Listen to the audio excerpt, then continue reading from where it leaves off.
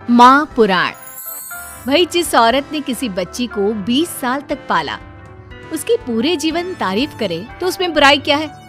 क्यों बुरा लगता है भाई कि बहू जब माँ की तारीफ करती है? लेकिन तारीफ कैसी, जरा देखिए तो। ओहो माँ जी, ये रंग!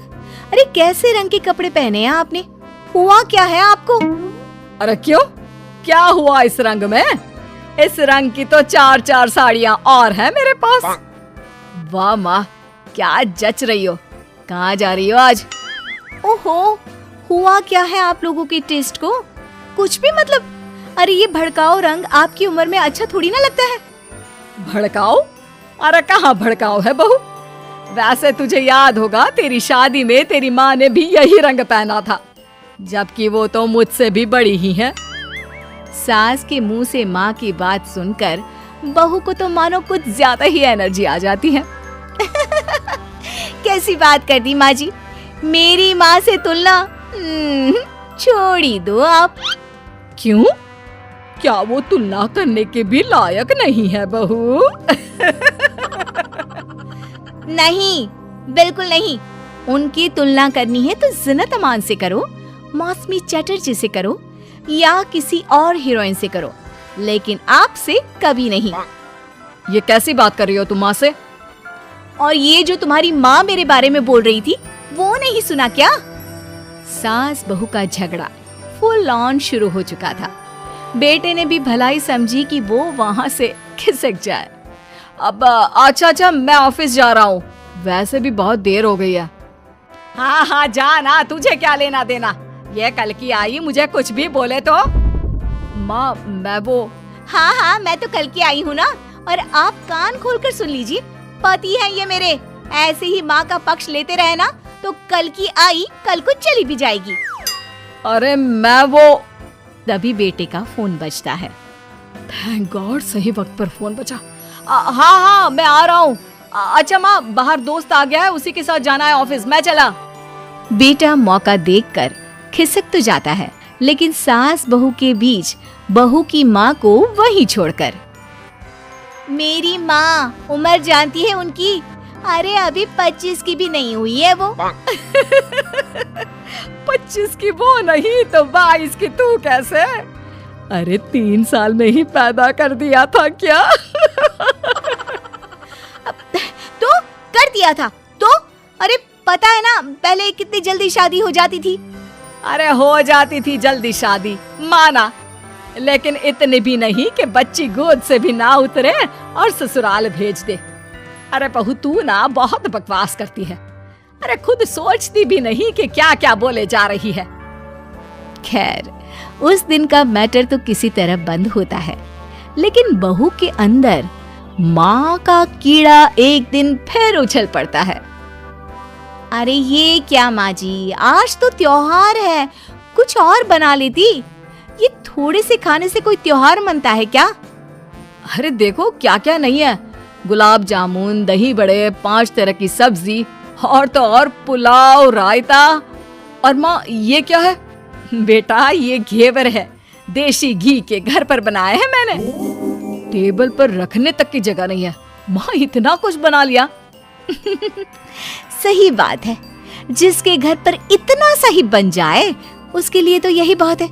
एक मेरी माँ को देखो, अरे त्योहार हो या आम दिन, इतनी वैरायटी बनाती है कि पूरे घर की जमीन कढ़ाई, कुकर और कटोरी से ही भरी रहती है। कम से कम 75 तरह का खाना बनाती है, 75 तरह का। सास बोलने ही वाली होती है कि बेटा माँ को शांत रहने का इशारा करता है, लेकिन सास तो भाई सास होती है, कहाँ मानने वाली। अच्छा, तो ये बात है। तो बहू जरा ये भी बता दे कि इतना खाना वो कितने दिन में बनाती है और खाता कौन कौन है?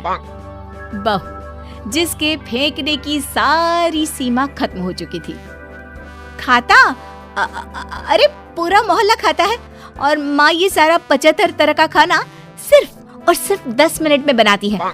अब बताओ, कर सकती हो क्या तुलना मेरी माँ के साथ? बड़ी आई।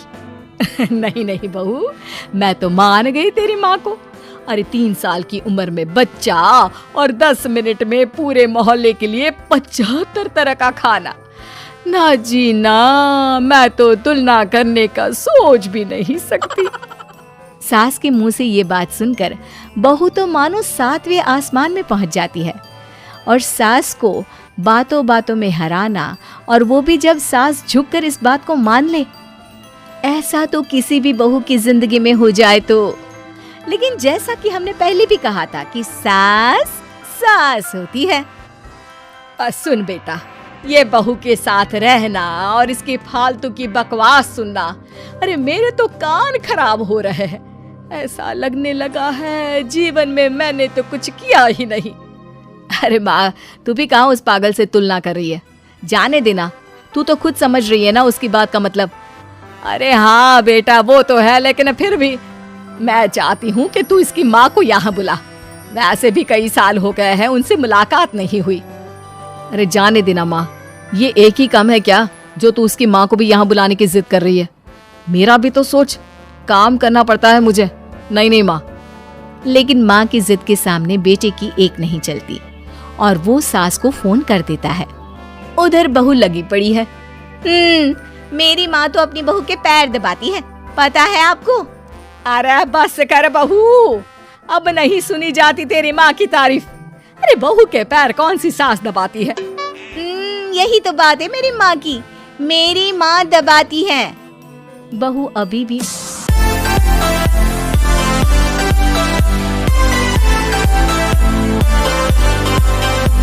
माँ की तारीफ कर रही थी कि दरवाजे पर खड़ी हो जाती है बहू की माँ। तुम कैसे माँ? हाय रे, मेरी बेटी हकली हो गई।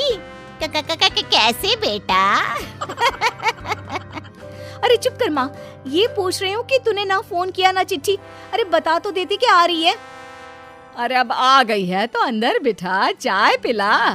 क्यों बहन जी, कोई तकलीफ तो नहीं हुई ना आने में? तकलीफ? अरे पूछिए क्या नहीं हुआ।